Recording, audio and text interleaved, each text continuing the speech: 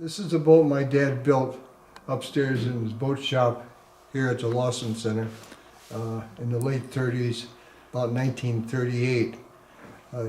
He made this from design by John Hacker, who was a famous naval architect at that time.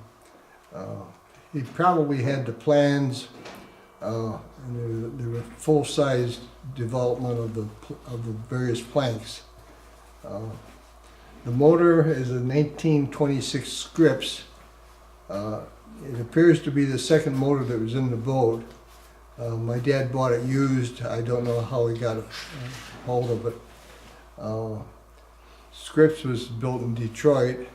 This motor was one of 5 or 6 that were delivered to Hacker Boat Company in 1926. At that time, John Hacker was no longer with the boat company, and he'd lost the boat company, I think, in 1931. But Hacker was still selling his plans, and I suppose that's the way my dad got the plans. It's a 22-foot, 3 cockpit, and we've been in the process of restoring it for probably over the last 10 years. On this Hacker craft, you notice the steering wheel is on the left, which is unusual for most of the boats. Usually it's the other way around. The steering is usually on the right side or starboard side.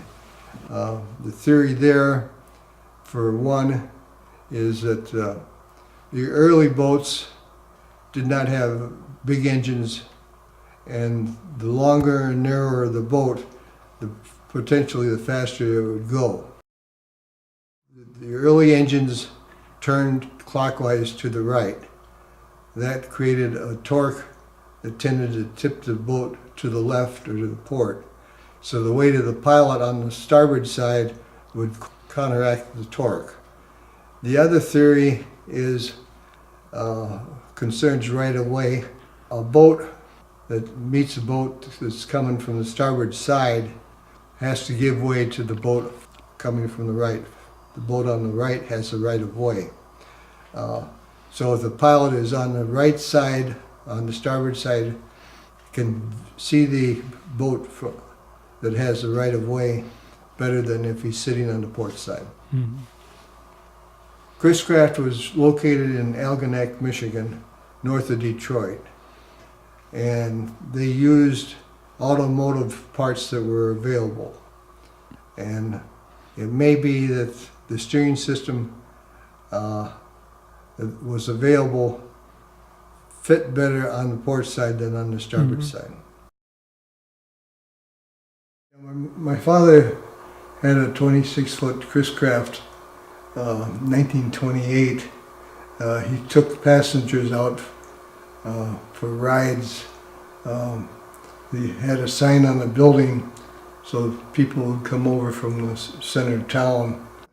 See, in those days, very few local people had a boat. Certainly nothing of the size or the speed that the one that he had. His boat would go over 40 miles an hour.